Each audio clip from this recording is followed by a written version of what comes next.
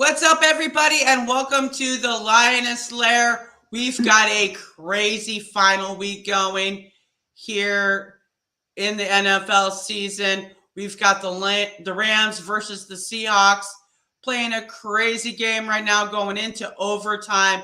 We tried to get scheduled this show in the best way possible, but you know what? It is not working in our favor, so we're just going to do it with the best that we can do with it right now. Lady Lioness is joining me tonight. We are trying to get hyped up for this Green Bay game versus the Lions. So much is on the line right now. Seattle has the ball in overtime, and it's anybody's game. Seattle needs to lose in order for the Lions to even have a chance at the playoffs tonight. We've got old-timer Dave, the Green Bay Packer fan, with joining us. I'm sure you're excited tonight. This is an adventure endgame. If Seattle does happen to lose this is everybody in the NFL, sorry, Dave, is going to be a Lions fan tonight at 8:20 p.m. So, Lady Lioness, have you put out the crystals today? Now, listen, I've done hardly anything all day. I thought I was going to have a relaxing day of watching football since the Lions play late. No, I've kind of gone back and forth from being so stressed out that I just have to hold my mouth shut so I don't throw up, to reminding myself that it's just football, it's just football, it's just football. We did better than anyone thought we were going to do. I'm just happy to be here and be talking about the playoffs in December and January. But man, if we lose this game, I'm going to be so disappointed.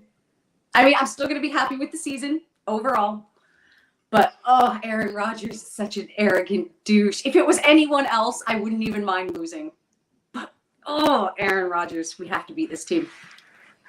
Yeah, and even if Seattle wins tonight and Detroit doesn't get the opportunity to make the playoffs, we need to be able to stomp a mud hole in Green Bay to finish this season. It just, like Tim says, I just want Detroit to beat Green Bay, whether Seattle loses or wins. I don't even care if it's for a playoff spot. No, that does not matter. I just want to keep Green Bay out of the playoffs. That's it. Abso-freaking-lutely. You know,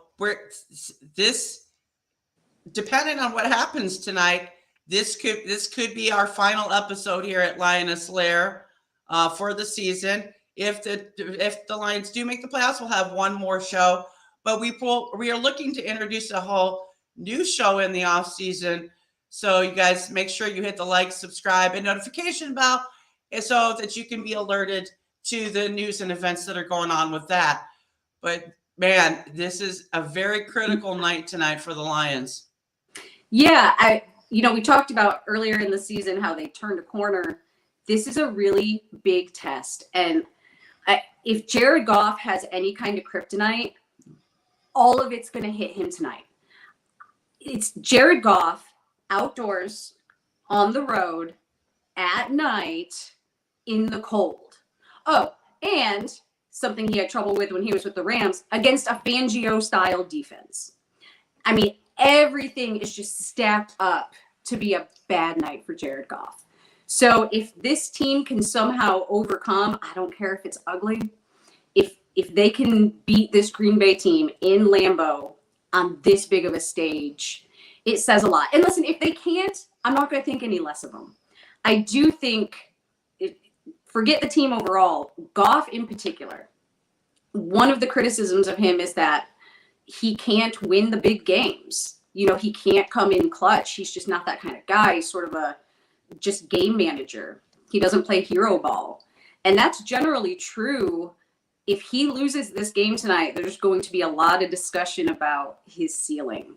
Whereas I think if they win, even if he doesn't play great, just if the team wins, I think people will feel very comfortable going into next season with him starting. Well, you know, a lot of people have had a lot of things to say about Goff, but Mini Golf is here today, you know, and he has a lot to say about this. He says, you know what? You know, everybody's been talking about my baby hands, but all the ladies know it's not the size, It's the wrist action, baby. And tonight, I'm munching on Packer meat and cheese sandwiches, and we're going to do this thing. So, yeah. So, you, Oh boy. the Rams right now have the ball. Seattle didn't score, huh? Or did they kick Seattle field goal? has not scored. Okay. And the Rams are moving down the field, so I can't see this game. I do not have a TV in this room right here, so I really need updates. Okay, so I'll start talking about the game. But if something happens in this game, oh yeah, we're going to be going back and forth for a while. Baker Mayfield just got himself whooped, so. All right. So going into this game, the only person we have out is Coyote Iwashika. He won't be playing at all. Ragnow, Kabinda, Brockers, Elliott, and Akuda were all questionable coming in. It looks like certainly Elliott's going to play. We also activated Jamar Jefferson off the practice squad. And Jaron Williams. Do you remember Jaron Williams? He came in. He's a cornerback who no one had ever heard of. He came in the Vikings game and literally did nothing except get a taunting penalty. I remember he was my balled-on player of that game. So he's been activated. I kind of hope he doesn't see the field. Okay, so last week we demolished the Bears 41-10. We have won 7 of the last 9. That Bears game was really a get-right game after the thumping we took in Carolina, and really they are, or we think they are what we think they are, because that was how a good team should have looked against a bad team. So the Lions look pretty good coming in. Green Bay, who started 4-8, have won their last 4. They went 41-17 against the Vikings last week. Now it's the Vikings, and let's face it, they're frauds. So, but they still beat the division winner. But we have a game break. We have a game break announcement. Baker Mayfield just threw the ball down the field, and it was intercepted by Seattle. It is Seattle's ball.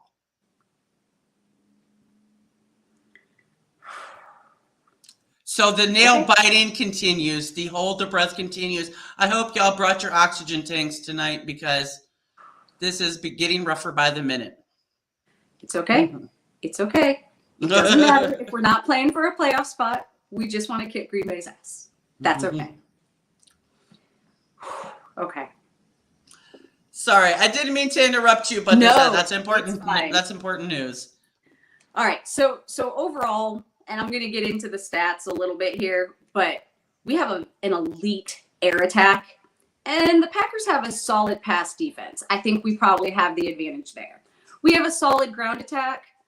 They have not had a great rush D. Now, it's been a little better over the last 4 weeks, but again, I think we have the advantage there. So on offense, I definitely think we have a hand up. The Packers have both a solid pass and run game. They're not elite. They're not bad anymore. And our defense is still bad. Like, certainly over the course of the season, the averages are bad. It has gotten better. There was a huge regression against Carolina. It's actually staggering. If you go back and look at EPA and defensive DVOA and those things, and you take the Carolina game out because it was an outlier, it was kind of a fluky game, we look really, really good. Even defensively. Take that Carolina game out and we look really, really good. So I know we always do predictions at the end, but I kind of want to talk at the beginning. Not necessarily a score prediction, but who do you have winning? We'll do a score prediction at the end. Well, right now we have Seattle in field goal position. Lions game, who do you have winning? I know. I have to say that we do have Seattle right now in field goal position. I put my evil on this game. Okay, with my score prediction, I said it was going to be 66-6 Lions. Okay, there is no way in the world that it's I don't always hate, but when I do, it's the Green Bay Packers. Okay, no. Aaron Rodgers is going down tonight, one way or the other. If I have to drive over to Green Bay myself, Tim, come pick me up. We'll go over to Green Bay. We'll go to Lambeau Field. I'll take care of this situation. Okay? So, we we just need to keep Aaron Rodgers in the locker room and away from his Mr. Miyagi juice and keep him off the field. I mean, Lions offense, we want to stay on the field, long, sustained drives. Yeah, that's how we want to. Yeah, we need Hutchinson to do to Rodgers what he did to Fields last week. Yeah. So, okay.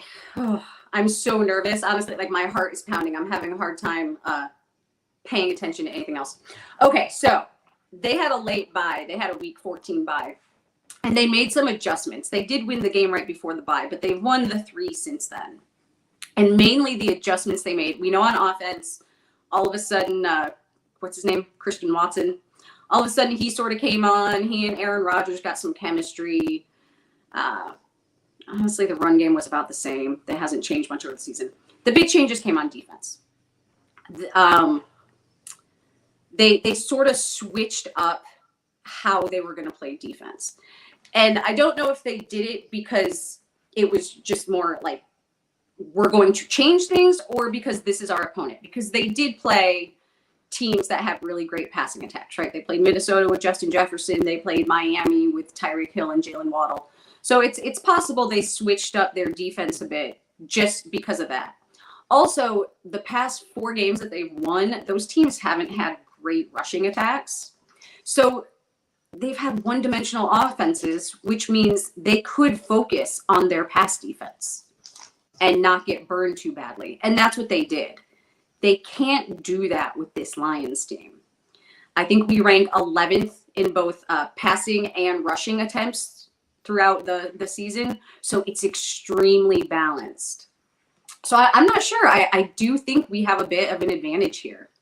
Now, all the external factors that I mentioned at the beginning, outside in the cold, on the road, blah, blah, blah.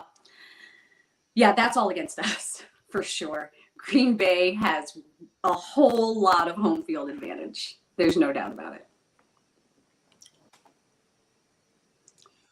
Well, apparently it's over. Here's the field goal attempt is for me. I know I'm a little bit behind, but Brian Stover's saying it's over. So apparently they must have got their field goal in. So. Seattle won. I don't have it official for me because I'm a little bit behind, but yeah, it's the old timer Dave even says the kick is good. So that's the end of Detroit's hopes tonight, y'all. Yeah, now the only I don't think that's how they play. I don't think it'll matter. Well, now the pressure's off for playoff contention. Now it's just beat the crap out of Green Bay. Yeah. Yeah. Okay. So let me find anything with Lions. So what here. happens if Detroit now? If Detroit wins tonight? Oh, then Seattle gets in. Seattle gets in. Seattle gets in. We win. Yeah. And Green Bay loses still. Green Bay's out. Yes. Okay. So now our only hope is to have Green Bay stay out. Yeah. Yeah, and still, yeah, Seattle lost or Seattle won. The whole country is now rooting for the Lions because Seattle needs the Lions to win, and the rest of the country just doesn't want to see the Packers win. So. Yeah. So, I was really hoping. I was really hoping for y'all to have you came so close. So close. It's all right. Yeah, so now we're playing for Seattle. Yeah. Brian Silver says Lions playing for pride now. Yeah. Okay, so start Lions offense versus Green Bay defense. So overall, we've been 6th in offensive EPA, 3rd in passing, 20th in rushing. But over the last 6, we have been 1st in total offensive EPA, 1st in passing, 22nd rushing. Just over the past few games, even including the Carolina game, we're currently 4th, 2nd in passing, 19th in rushing. Rushing's gotten a little bit better. Oh, my Dan Campbell helmet fell. I hope that is not a sign. That's not a sign, is it? I know. We were planning to do a Dan Campbell, Jared Goff presser, and Dan Campbell lost his head. Now he's lost his helmet. Yeah, for those of you who know, I got a new dog last week. He literally grabbed my Dan Campbell bobblehead by the head and ripped his head off. So, and now my Dan Campbell signed mini helmet just got knocked off the edge by a cat. So, I hope these aren't signs.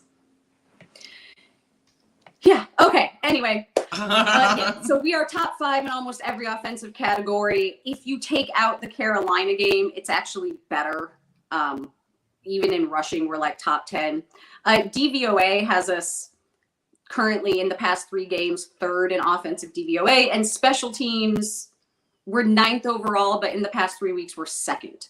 So great complementary football. You know, we're looking good just about everywhere. Rushing, I think, is going to be the key today. Green Bay does not have a great rush D.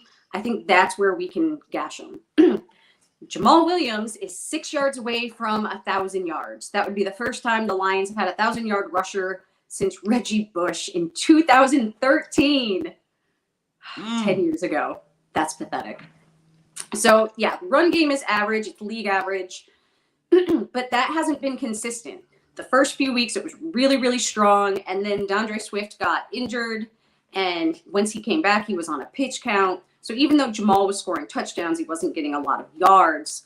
So over the past few games, that's actually picked up, particularly last week. We saw out of Swift what we saw at the beginning of the season. So hopefully that carries over because we really need those explosive plays in the ground game tonight.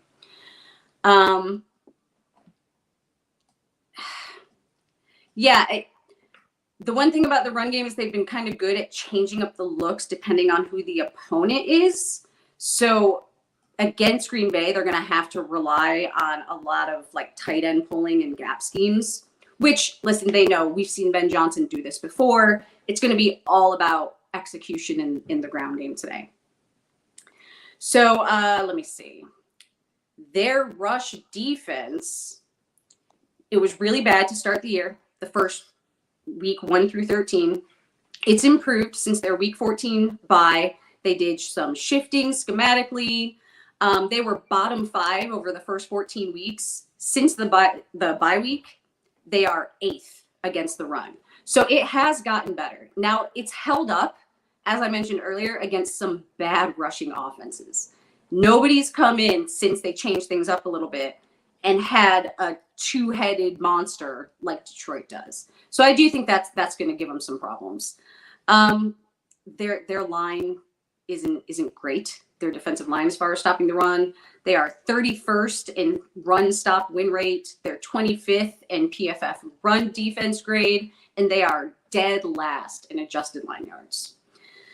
So, I mean, they're better in short yardage. They rank 11th in short yardage situations, but overall, it's a pretty poor run defense. So look for the Lions to run the ball because I think that's going to be the key to a Lions victory today.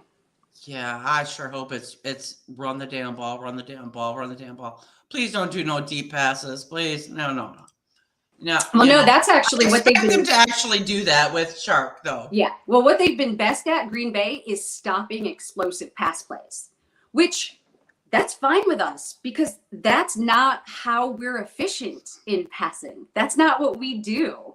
You know, we pass a lot underneath and into the flats, and we don't pass downfield a ton. So, and when we do, it's usually so surprising. Unless someone's really open, Jared Goff isn't usually taking that shot. So I don't think it's going to hurt us that they're the only one he really gives a shot to is Shark. So yeah, hoping it's the only one he seems to. Hoping J-Mo turns it on this week. I'm hoping he and Goff have been playing some catch. Now, yes, because no, but we still can't have J-Mo play a full game though. We still can't have J-Mo play a full game, y'all. I still got that bet going. We can't do that. Yeah. Okay. But I wouldn't mind if J-Mo, did a few plays here and there to secure the game a little bit better. But no, not a full game, y'all. No, we can't do that now. All right. Well, since our week 6 bye, we are 5th in passing success rate. We are over 50% in passing success rate. The only teams above 50% are the Chiefs, the Bills, the Bengals, the Cowgirls, and us. That's some good company that we're in. We've consistently been first in EPA per dropback since week 9. I think I've said that every single week because I've been so excited about the fact that we have the most efficient passing offense in the league. Since week 13, meaning when we actually had our starting receivers, because prior to that, somebody was out. And by starting, I mean Shark, Reynolds, and Amon-Ra. I'm not including J-Mo. But since then, we have been first in EPA per dropback, first in passer rating, first in passing touchdowns, and first in interceptions, which would be 0. Goff has not thrown interceptions since we played Green Bay in week 9. And then we've been 4th in pass yards per attempt and also 4th in sacks allowed and 2nd in offensive pass DVOA since week 13. Our passing offense is really, really, really, really good. Let me see. Goff has 29 passing touchdowns, which is good for 5th. The Packers have 26, which is good for 11th. Our offensive line has given up 23 sacks, which is good for 23rd. The O-line is really damn good. Since week 9, they have only given up 9 sacks. That's number 1 in that time period. And then he's only thrown 7 interceptions on the season. That's good for second overall. Holy cow, our pass game is really, really, really good. Unfortunately, the Packers' pass defense is really good. The problem is I don't know which one's going to show up because, like I said, they have to stop the run too. They can't play our pass the way they did Miami's in Minnesota. They're going to have to give different looks in order to stop the run too, and the tight ends underneath. So yeah, I'm not sure what that's going to look like. What they showed against Minnesota, I'm not sure if that was a fluke or if it was schemed specifically for them. They used a 3 safety look out of nickel with Darnell Savage playing true nickel. They also played some 3 high. It's the most they've run looks like that since Eric Stokes got injured against us in week 9. So I'm not really sure what we're going to see out of them. Yeah, they don't give up explosive passes, which, again, I mean, they're good at putting the top on, getting over the top on passes. That doesn't affect the Lions very much, I don't think, because I don't think they're not going to scheme up a bunch of deep balls today. Yeah, Jair Alexander, he's a legit lockdown corner. He's also an arrogant douche. So real quick on Jair, because culture matters. We've talked about it all season with the Lions. I know they have, Matt LaFleur, and I have no idea what he's like in real life. But Aaron Rodgers has been there for a decade, and we know he's pretty douchey. It looks like he's setting the culture, and it's just sort of dripping down to everyone else. Because they have a few players on that team who have not been particularly respectful of other teams and other players. Jair Alexander is just one of the worst offenders. He's awful. Now, he's 9th in PFF grade. He has a 79.2. He's 6th in coverage grade at an 81, which is really, really good. And his allowed passer rating when he's targeted is a 64.6. He is good. He is a legit lockdown corner, and I want to see him burned so badly today. I think he'll probably be on Shark all day. But I want to see J-Mo come in and just smoke him. So that's what I'm looking for. Yeah. Yeah, they have 9 interceptions in their last 4 games. That secondary. They have 33 sacks, which is good for 23rd. But since losing Rashawn Gary in the game against us in week 9, they're 18th in sacks and 18th in hurries. So, their front 7 aren't quite as strong. They was probably stronger last time we played them, actually. So we have the advantage in the trenches. We have the advantage on the ground. We have the advantage in the air. But again, everything is just against Jared Goff this game.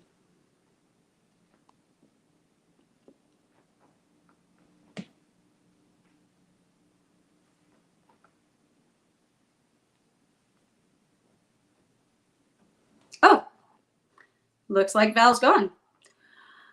All right, I'm going to go on Packers offense and defense here. I don't really have a ton of them. listen, the Packers are going to get some explosive plays against this Lions secondary. Just there's going to be a handful of them, hopefully not more than that. They're going to try and run on us. I know we haven't been great against the run, and statistically, we're at the bottom of most of the categories, but that's not actually true. Again, take out the Carolina game. But in the last 6 games, if you don't include Carolina and you don't include quarterback rushing yards, because we don't have to worry about that with Aaron Rodgers. So that's something I'm taking out. The Bears, we allowed 38 yards. The Jets, 43, 22 against the Vikings, 95 against the Jags, 84 against the Bills, and 39 against the Giants. We have only allowed opposing teams to average 53.5 rush yards per game, not including the Carolina game. So our rush defense is actually decent. I'm not sure Aaron Jones and A.J. Dillon. I think I'm a little more scared of A.J. Dillon than I am Aaron Jones here. But they haven't been great. So, yeah, I'm not particularly concerned. Obviously, Aaron Rodgers is Aaron Rodgers, and he's going to do Aaron Rodgers things, especially now Romeo Doubs has been pretty consistent all season. Christian Watson has really come on strong. Their O-line has allowed 30 sacks.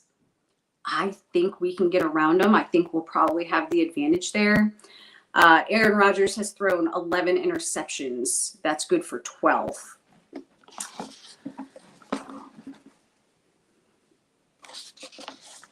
Okay, key matchups in this game. The trenches, of course. Frank Ragnow versus Kenny Clark. Their nose tackle. I think particularly when it comes to like run blocking, that's going to be a big one. The Lions are 12th in run block win rate, 7th in PFF run blocking grade. And the Packers are 31st in run stop win rate and 25th in PFF run blocking grade. So again, I think certainly in the trenches, we have a big advantage there. We're going to have to rush the passer consistently to make up for an inconsistent secondary. I don't know what's going on in the secondary. Jeff Okudah was effectively benched in the second half of the Carolina game. Same thing happened again last week. You know, it was really crazy seeing Jeff Okudah and Amani Oruwariye over on the sideline because they were supposed to be our CB1 and 2. There was a CB battle going on between them in the preseason. And now it looks like Mike Hughes and Jerry Jacobs with Will Harris in the slot, I guess, because Mike Hughes has been used outside. I don't know what's going on with this secondary. Elliott's back. He was questionable. I assume he'll be back. That should help. But Okudah, when Okudah was taken out last week, I noticed it was on a lot of run plays, run looks. And after the game, Dan Campbell said that they just liked Mike Hughes better in those looks. That bodes really, really poorly for Okudah because run stopping was considered a forte of his. So I'm not sure what's going to happen going forward. It'll be interesting. All right, I think Val's coming back, but in case she doesn't, I'm just going to sign off here with my prediction for this game. I've got Lions 31, Packers 30. I have no idea if the Lions can really pull this off. I think it's sort of a coin flip game. But I'm going to give the Lions the win just to sort of wish them well and send some good mojo their way. And I will be in the LNU game day chat for this game, trying really hard not to freak out. Oh, I was just about to sign off. You were gone for a while. Well, I know my internet for some reason just cut off and then it decided to go through its whole reset, which takes forever to restart again. And I'm like, come on, really? Of all times to be doing that? Really? Okay, but all right, your turn. Just a sign. I've been talking forever. Your turn. It's a sign of things to go. Okay, I don't know where we stopped in the conversation, but the two things that worry about me tonight is how Aaron Rodgers plays tonight and how our defense responds. Because if our defense shows up like they did against Carolina, we're in for a whole world of trouble. Okay? And and they need to step up, tonight and do what they did against the Bears last week. This is a hard game because this is a primetime game. They don't do well in prime time. They need to prove that they can do well in prime time to be taken seriously. So yeah, I mean, I think we match up well. And yeah, listen, you have to be able to win these games, right? Big games on prime time against division opponents. These are games you have to win. I do still think it's amazing we're here. I think it's early in the rebuild. This is a young team. If they have some problems tonight, honestly, I wouldn't be particularly surprised. It is Aaron Rodgers. He hasn't looked good all year, but Aaron Rodgers does Aaron Rodgers things. He's known for his hero ball. He could absolutely lead them to a resounding victory tonight. I really hope we don't get embarrassed. I hope we don't get blown out. I know the worst thing that could happen tonight is he owns the Lions. Yeah. And as far as a douchebag, you were talking about earlier about, the culture with the two teams. The Lions have finally learned how to have one in Detroit. Yeah. And Green Bay has always been a douchebag culture from its inception. See, I didn't think they were that way under Brett Favre. Like, I didn't despise them the way I do now with Aaron Rodgers as the face of the franchise. Aaron Rodgers seems to be the king of it, but the organization itself behind the scenes took on most of that role as being douchebags. I mean, the Bears had to bail them out from the very first year because they were caught cheating in college scouting and they were going to get kicked out of the NFL. And then they almost financially fell apart. Well, actually, the Bears almost did too at the beginning of that. And then that's been the Hatfield and McCoy situation between the Bears and the Packers the entire time. Because actually, George Halas and what's his name?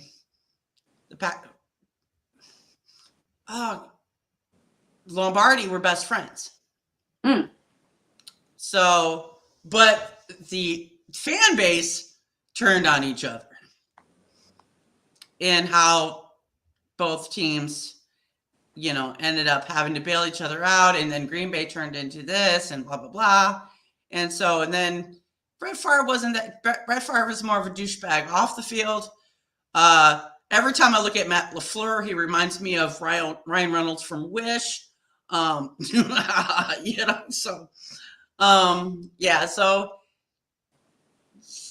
there is that. They got nothing going for them in Green Bay, but nothing but cheese and fudge packing. So, oh my God. So I have no respect for that organization whatsoever of any team in the NFL. I don't. Ryan Zorzeski says we got eliminated without a single snap. Thanks, McVay. Let's just break Aaron Rodgers in half. That is all that matters. I don't care that we're not playing for a playoff spot. I only care about keeping Green Bay out of the playoffs. LaFleur equals Rodgers. I can't believe I put my faith in Baker Mayfield, Edmond Washington. I know, I did too. Our secondary is Big Buns.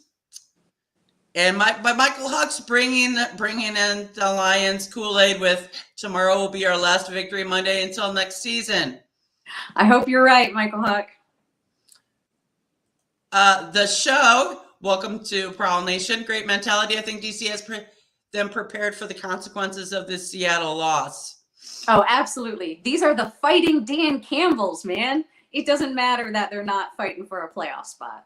They will fight hard every single week. And Admon says, my last time saying this, I can't believe y'all was calling MCDC to be coach of the year when he cost the team games early in the season. His coaching actually cost us the playoff. No, I don't think his coaching did it. There is way more to this story than just that. You had 37, I will repeat it again. You had $37 million worth of players sitting on the bench for the first half of the year. You also picked a wide receiver who was benched for the entire season instead of beefing up a defense that you had Tracy Walker who was out. You put Okudah to cornerback, which was the dumbest move I've ever seen in NFL history. Then put if he had safety, dumbest move as hell, because Okudah's slow as fuck and he's a bust, and you guys are stuck with him until you can get rid of him. So there's a lot more to just the coach, Dan Campbell's coaching. And I know everybody's going to think my opinions are controversial, but if you look at it, it's the truth. Okay? Yeah, I mean, I do think at the beginning of the season, we had some close games where there were maybe coaching calls that made the game go one way when it could have gone another, and those could have been wins. But listen, we've all watched a lot of other teams. We've watched a lot of NFL football this year. That's every team, man. Even good coaches make those mistakes. Dan Campbell is still in his second year. Right. We have actually seen him improve as the season's gone on. A lot of those calls that were really questionable at the beginning, we've seen him make the right call these past 7-8 weeks. So, I mean, I don't think he's single-handedly responsible for it. No, he just did as he's not adjust. single-handedly responsible for their turnaround. I mean, NFL teams are extremely complex. There's a lot of moving parts. I don't think you can put it on one person, even the head coach. Yeah, like the show says, I get DC made mistakes, but without his coaching, we wouldn't even be here. Yeah. That's the truth. Yeah. There's so much behind this story. There's so much that could have gone either way. But when you look at the end results of it, this was a successful season for where they're at in the build. And I don't say it's a rebuild. I will never say it's a rebuild because it makes no sense to call it a rebuild. In order to be called a rebuild, you have had to have something built first. This is a build. Yeah. Okay. And this is a long-term build. And they are just at the beginning stages of that. So they are making actually impressive moves for the game plan that they've put in place.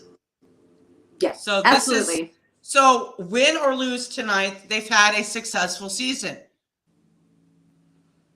Yes, I mean, where they are right now, and now they have an entire off season.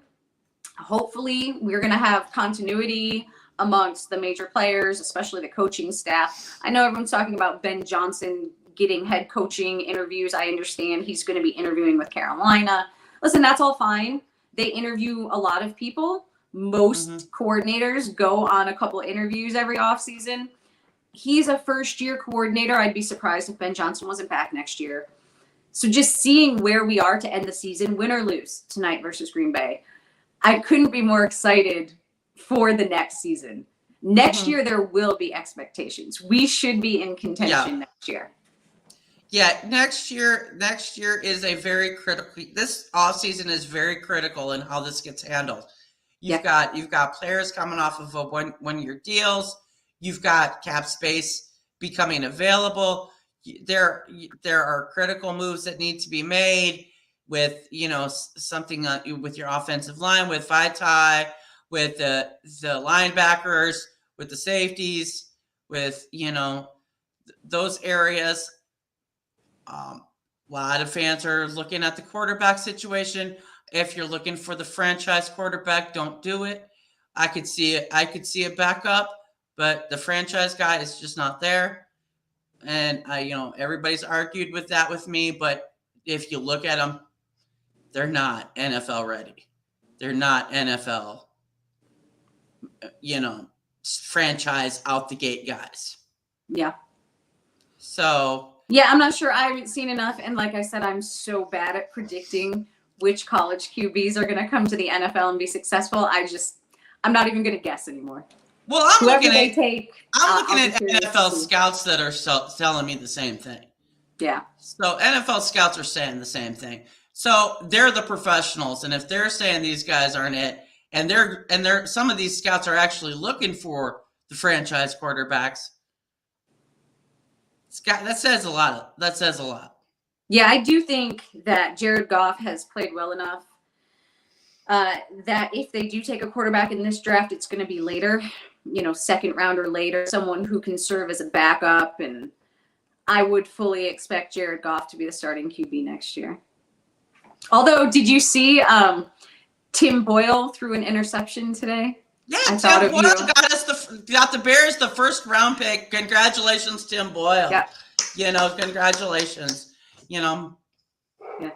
And guess what? For the first pick of next year's draft, the Chicago Bears will select a tight end. I don't have any faith in that organization, but even I don't think they're that bad. I am a Bears fan, and I can't even have faith in this organization anymore. I just can't. Polecat and Eberfail, I don't support either one of those two fools.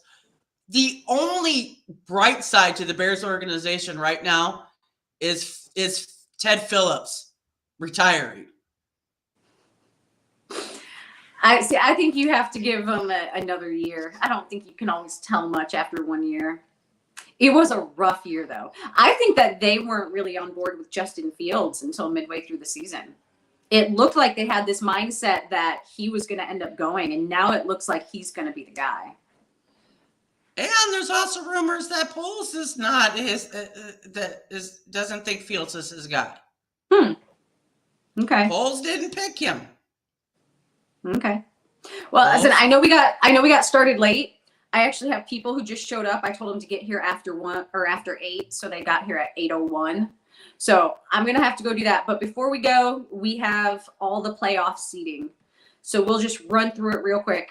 Okay. In the AFC, number 1 is the Chiefs, number 2 is the Bills, number 3 is the Bengals, number 4 is the Jags, 5 is the Chargers, 6 is the Ravens, and 7 is the Dolphins.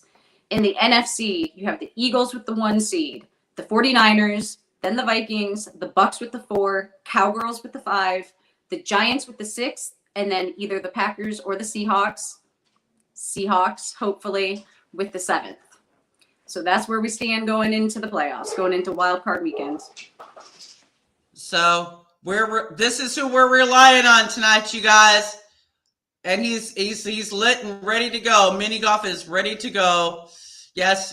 Go Lions, go Lions, go Lions, right? FTP all day, baby. Okay. No to the Packers. No.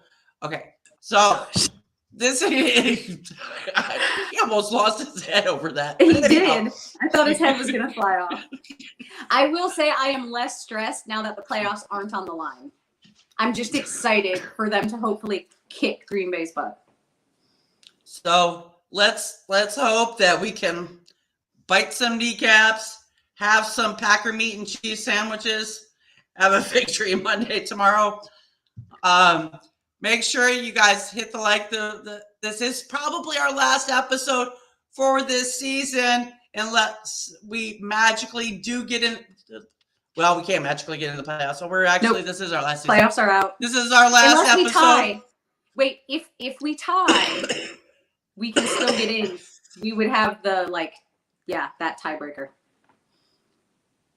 Wait. If we tie Green Bay, I believe we can still get in. I'll have to see. Oh, really? That's what I'm not sure. There were some weird tie scenarios. I'm not sure. Maybe now that the Seahawks won, we can't. They might 8-8, so they're 9-8 now. Is that right? That's Seahawks 9-8. Mm-hmm. No, we can't. Yeah, no, I guess we're out no matter what. Yeah, we're out no matter what. So this is our last episode. Guys, thanks for rocking with us. We will be introducing a new show in the off season, so make sure you hit the like, subscribe, and notification bell so you can learn what that's all about in the coming weeks. We'll probably introduce that show after the Super Bowl. and move it out. And then the Lioness Lair will return for the next season. So you guys make sure you check us out tomorrow as well, when hopefully the guys at lunchtime at Detroit Lions Talk, Kurt Steele, Coach Mike, and LL can have a Victory Monday tomorrow, and that will be a wild celebration you probably won't want to miss. So make sure you check. I know the game is late tonight, but it's at 11 o'clock lunchtime tomorrow. Come hang out with us, win, lose, or draw. And thank you, Prowl Nation, for an absolutely great season. And here's to making the next season the best one yet. And we will make the playoffs next year for sure. Go Lions. Yep, FTP. Go Lions.